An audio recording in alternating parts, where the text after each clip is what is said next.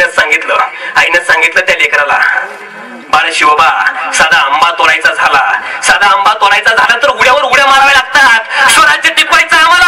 आता मोठीच्या मोठी उड्डाणे घ्यावं लागणार आम्हाला. दुश्मन आमच्या स्वराज्यावर चालून आलाय. जे आया बहिणीचं रक्षण आम्ही केलंय त्याच आया बहिणीच्या इज्जतीचा लुटारा करण्यासाठी दुश्मन चालून आलाय. त्या दुश्मनाला जागीच रोखायचंय आम्हाला. तयार राहायचं. शिवाला सांगितलं फक्त आदेश करायचा. आदेश करावा फक्त आम्हाला. आम्ही कुंकण लढायचं. आम्ही पुण्याकडे जावं का कोल्हापूरकडे जावं, नेमकं कोणत्या दिशेने जायचं आम्ही. आईनं सांगितलं, आऊसाहेबांना सांगितलं, शिवबा तू जायचंय पन्हाळ्याकडं, कोल्हापूरकडं, आणि पन्हाळ्याच्या आडुशानं तू लढायचंय. पावसाळ्याचे दिवस होते. पावसाळ्यामध्ये तू पन्हाळ्याचा आडुसा घ्यायचा आहे आणि पन्हाळ्याच्या आडुशानं तू लढायचं. राजाने मुजरा केला. मातेला सांगितलं आदेश तुमचा आहे, निभवल्याशिवाय राहणार नाही आणि दुश्मनाची 2 हात केल्याशिवाय राहणार नाही. राजे निघाले. शिती जोहर आलेला होता. 45,000 लोक सोबत होते. 45,000 लोकांशी त्याला मुकाबला करायचा होता. आमच्या राजांना मुकाबला करायचा होता. राजे निघाले. सगळ्यांना हुकूम सुटला. राजे दुश्मनाकडे गेले. दुश्मनानं कळलं अरे शिवाला बघा पळा आणि शिवाचा पाठलाग करा. शिवाचा पाठलाग करायला लागले. शिवाजी महाराज परत फिरले. पन्हाळ्याकडे पळाले. पन्हाळ्याकडे त्यांना जायचं होतं. पन्हाळ्याच्या आडुशानं लढायचं होतं. दुश्मनाला वाटलं माघारी पळायला लागलाय शिवा. अरे शिवाला गाठा. शिवा माघारी पळतोय, आपल्याला भेटतोय, हार मानतोय, पळा गाठा मारा त्याला. शिवाजी महाराजांनी युक्ती केली होती. पन्हाळ्याच्या आडुशाने लढायचं होतं. पन्हाळ्यावरती गेले. सरतर वर चढले आणि पन्हाळ्यावरती जाऊन बसले. शितीला वाटलं आयताच सापडलाय तो. आता पन्हाळ्याच्या खाली उतर म्हणावं. महाराज पन्हाळ्यावर जाऊन बसले आणि शितीला बरं वाटलं. घातलं महाराज पन्हाळ्यावरती जाऊन बसलाय. खाली म्हणावं त्याला. आता बघूया आम्ही आता खाली यायची. 45,000 लोक आहेत माझ्यासोबत. काय बाबाला शिवायची खाली यायची असं म्हणत होता शिती. शितीने सांगितलं अरे महाराज गटलेत, बाजूला काय होतं याचं बघायचं नाही. वर गेला शिवाजी. आता खाली येऊ द्यायचं नाही. पडून टाकायचं शिवाजीला. इथंच कैद करायचं शिवाजीला आणि आदिवासी हापडून येऊ. तिथंच शिर कापून टाकायचा प्रयत्न करायचा आहे मला. शिवाजीला मारण्याचा प्रयत्न करायचा आहे मला. इथं जर शिवाजी कोंडला तर आदिवासी हापड आपण नेऊ शकतो, अन्यथा नाही. 45,000 सैन्याने वेढा टाकला पन्हाळगडाला. इकडे जिजामातेला बातमी कळली. शिवाजी महाराज लढताना अडकून बसलेत. पन्हाळ्यावरती कोंडलं गेलंय त्यांना आणि कोंडला गेलेला शिवाजी प्रयत्न करत होता. राजा आमचे प्रयत्न करत होते. आम्हाला सुटायचं मग प्रयत्न करत होते. बाहेरून काही लोक हल्ला करत होते. काही केला वेळ का तुटत नव्हता. आज गडावर वेळ टाकला. काही केलं तरी तुटलं नाही. तलवारीच्या मार अंगावरती पडत होते. जरी रक्त निघायचं. पावसाळ्याचे दिवस होते. रक्त निघलं तसं पावसाच्या पाण्यानं धुवून जायचं महाराज. एवढी धुमचक्की, एवढा पाऊस, काय करावं कळत नव्हतं. वेळ का तर तुटाना. आम्ही युक्ती केली होती पन्हाळ्याच्या आडुशानं लढायचं. पन्हाळ्याच्या आडुशाला जायचंय आणि मग लढायचंय. पण दुश्मनाने खिळी वेगळीच केली. पन्हाळ्यावरती आमचे राजे गेले आणि तिथंच कोंडलं. खाली काय येऊन द्यायला तयार नव्हते. एक बातमी जिजामातेकडे गेली. माते राजांना इथं कोंडलेले. काही केलं ना विळका तुटत नाही. हापशाची जातलंय गोचडावणे चिटकून बसली. विळका तुटतच नाही. लय प्रयत्न केले पण विळका काही तुटत नाही. काय करावं माते? माते म्हणजे हरकत नाही. तुम्हाला विळका तुटत नाही ना. आपल्या राजाला कोंडलं ना. अरे काय पाप केलं आमच्या राजानं. बहिणीच्या इज्जती वाचवल्या. स्वराज्य उभा केलं. स्वर्ण अक्षराने लिहून ठेवा एवढा ओजस्वी विद्यार्थी महाराष्ट्रामध्ये तयार केला. त्या राज्याला कोंडलं होतं. राजमाता स्वतः तयार झाल्या. मातेने ठरवलं मूल कितीही मोठं असलं तरी आईसाठी ते लेकरूच असतं. मातेने ठरवलं आता मी स्वतः जाणार. अंगावरती चिलकत घातला. डोक्यावरती जिरेटोप चढवला. पावसाळ्याचे दिवस होते. पाऊस धोधो पडत होता. माता स्वतः घोड्यावरती स्वार झाल्या. तेवढ्यात खालून दस्ती आली.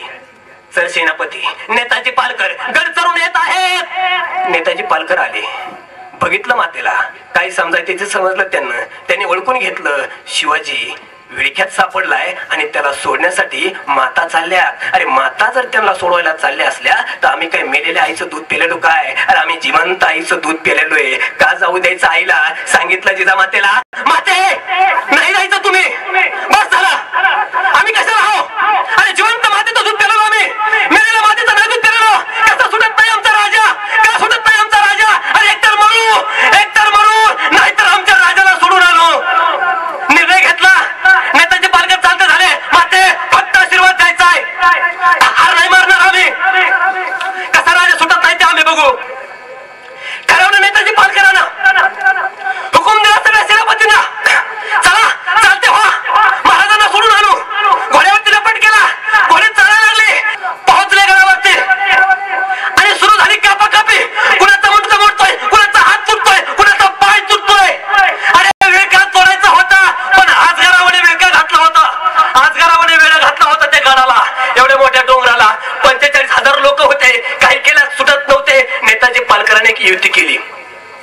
नावाचे एक गदग प्रांत होता. गदग नावाचं ठिकाण होतं.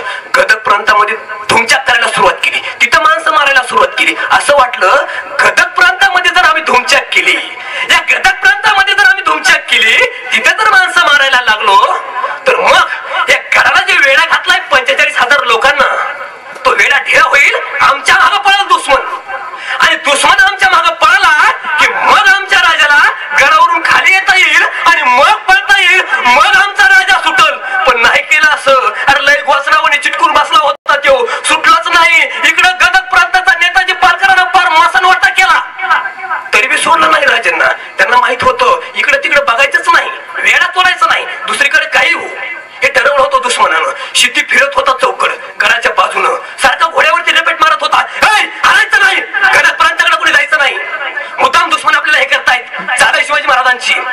दुसरीकडे धुमचाक करतायत, आपण दुसरीकडे पांगलं तर शिवाजी महाराज कोण निघून जाते. आणि महाराज होते ते, मराठे होते ते, वीज चमकल्यासारखं कधी येतील आणि कधी निघून जातील पता नव्हता लागत. हे शिदीला माहित होतं. म्हणून शिदीनं जो वेडा घातलाय तो वेडा कधीच ढिला केला नाही. महाराजांच्या लक्षात आलं वेडा काही केला ढिला होत नाही, आता आपल्यालाच काहीतरी करावं लागणार. याला गनिमी कावा म्हणायचं. आता जे सरांनी सांगितलं, लपून छपून वार करणं गनिमी कावा नाही मित्रांनो. गनिमी कावा याला म्हणायचं. महाराजांना युक्ती सुचली, अरे या गडावरून सुटायचं कसं, दुश्मन आपल्याला मारणार. एवढ्यात लक्ष गेलं शिवाकाशीतकडं. घरचा निरोप घेऊन आला होता शिवाकाशीत, बायकोचा निरोप घेऊन आला होता, लेकराचा निरोप घेऊन आला होता, आईचा निरोप घेऊन आला होता शिवाकाशीत. शिवाकाशीतकडे नजर गेली, बघितलं शिवाकाशीत तुही शिवाजी व्हायचंय. आता सगळे थकलेत, विळका काही तुटत नाही, दुश्मन काही केला पाठ सोडित नाही, आपल्याला काही खाली उतरू देत नाहीत गडावर ना. आपण जिवंत राहिलो तर स्वराज्य नीट राहील, नाहीतर दुश्मनला अत्याचार कराल.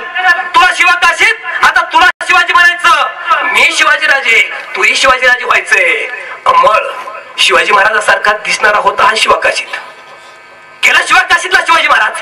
दोन शिवाजी महाराज एकमेकांसमोर उभे राहिले. एक शिवाजी महाराज दुसऱ्याच्या डोळ्यामध्ये पाहतात, दुसरे डमी शिवाजी महाराज म्हणू आपण त्यांना, ते ओरिजिनल शिवाजी महाराजांच्या डोळ्यात पाहतात. दोन्ही एकसारखेच. आता कोणालाच कळणार नव्हतं नेमके शिवाजी महाराज कोणते.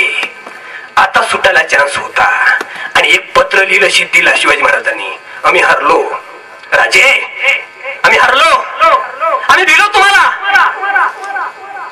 आम्ही शरण येऊ इच्छितो. आणि मग शिद्दी खुश झाला. रे वा, पावसाळ्यात 4-4 महिने लढलो आम्ही, लय कटाळा आला होता. आता रात्रंदिवस जागत होतो आम्ही, तुम्हाला ढिलं सोडायचं नव्हतं, तुम्हाला जिवंत पकडून आम्हाला आदिलशाह पुढे न्यायचं होतं, तुम्ही तर ऐकतच सापाच्या बिळात यायला लागलात. खुश झाला शिद्दी. आता शिवाजी महाराज सापडणार, आता शिवाजी महाराज शरण येणार, आम्ही पकडू, आदिलशाह पुढे न्यावू आणि गर्दनी काढू महाराजांची. हे ठरलं होतं.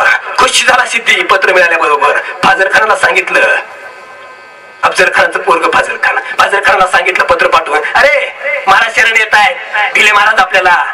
महाराजांचा गनिमी कावा काय आता लक्षात घ्या मित्रांनो. दोन शिवाजी महाराज सारखीच बनवली. ठरलं आता आपल्याला शरण जायचंय. दोघे पालखीत बसले. कोणते शिवाजी महाराज कोण होते काहीच कळायला मार्ग नाही. एक शिवाजी महाराज आणि मग हे निघाली खाली 2 पालख्या. 2 पालख्या निघाली की शिद्दीच्या सैन्याला कळलं. आधी शिद्दीने अशी धमकी दिली होती सगळ्या सैन्याला, इथून जर शिवाजी महाराज सटकले किंवा एखादा खालचा माणूस वर गेला किंवा वरचा जर खाली आला तर तुमची गर्दन इथंच काढून इथंच माती करून जाईन कडी हो, नीट लढायचं. पण आता हे शरण येणार म्हणल्यावर तो विळखा ढिला झाला.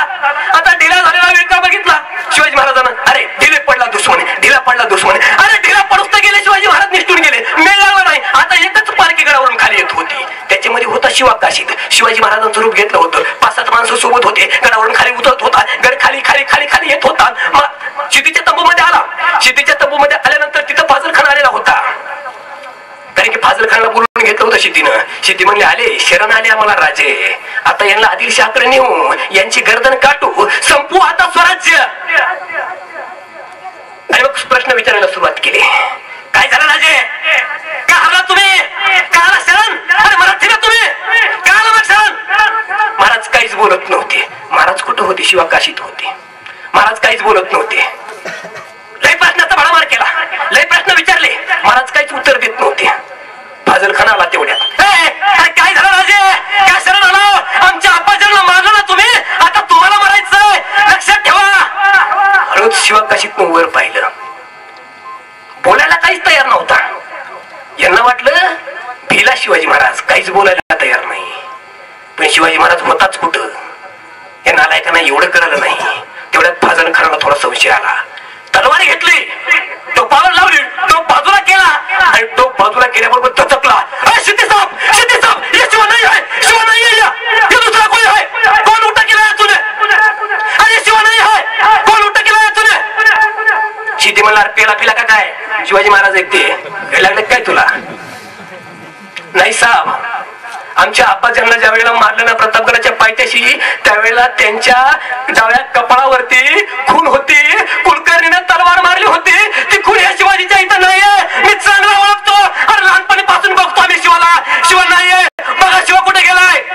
मग प्रश्न विचारायला सुरुवात केली काशीतला. शिवा काशीतला, हे कोण आहे तू? खरं सांग, कोण आहे तू? काय नाव तुझं? बोल. अरे शिवा आहे मी. उत्तर तेच होतं, शिवा आहे मी. आता शिवाच होता ना, शिवा काशीत होता. काय सांगणार आहे आणखी? शिवा आहे मी. खरं सांग, नाव काय तुझं? कोण आहे तू? आता बड्या बोलांना सांगतो का गर्दन काटू? यानं सांगितलं, अरे शिवाच आहे मी, शिवा काशीत नाव आहे माझं. मग पॅक झाला काशीत, मग पॅक झाला सिटी. सॉरी, ठरवलं सिटीनं. अरे बघताय काय, शिवा कुठे गेलाय? याला इथंच कैद करू आणि शिवा तपासला करा. अरे शिवाजी महाराज विशाळगडाकडे गेले होते, विशाळगड घाटाला गेले होते, घोडखंडीतून पळत होते. काही जण त्यांच्या पाठीशी राहिले, काही जणांना तो विडका तसाच ठेवला पन्हाळगडावरचा. यांना वाटतं शिवाजी महाराजांची पन्हाळगडावरच आहे. हे लोक तिथंच गोचडावणी चिटकलेली. महाराज खाली येऊ द्यायचे नाहीत. शिटीने सांगितले महाराज खाली येऊ द्यायचे नाहीत. याचा तेव्हाच राडा सुरू होता. काही जण इकडे घोडखिंडीकडे पाहिले होते. त्यांना वाटलं आता गेला असं कुठं शिवाजी, एकतर विशाळगडाकडे, कारण इथून जवळ कुठला कडे कोल्हापूर पर्यंत होता. पन्हाळगडाची लढाई होती. आता पन्हाळगडापासून विशाळगड जवळ होता. इकडे गेला असं, तिकडे काही जण पळाले, काही जण तिथंच, काही जण पन्हाळगडाच वेळा घालून बसले. आणि झालं काय? सांगितलं गर्दन काटणार, तुझी गर्दन काटणार. धोका दिलाय तू, शिवाला तू सोडलाय, तू रूप घेऊन आला शिवाचं. अरे मारा मारा मला. अरे ते तर राजासाठी मरायला तयार होत. शिवा काशीत बोलला, याला निष्ठा म्हणावी आणि जे महाराज निष्ठून गेले त्याला गनिमेकावा म्हणावं. हे सांगायचं होतं. गनिमेकावा कशाला म्हणायचं? मरायला तयार झाला शिवा काशीत राजासाठी. ही निष्ठा लागते राजकारणात सुद्धा. राजकारणात अशी लोक राहिली नाही हल्ली.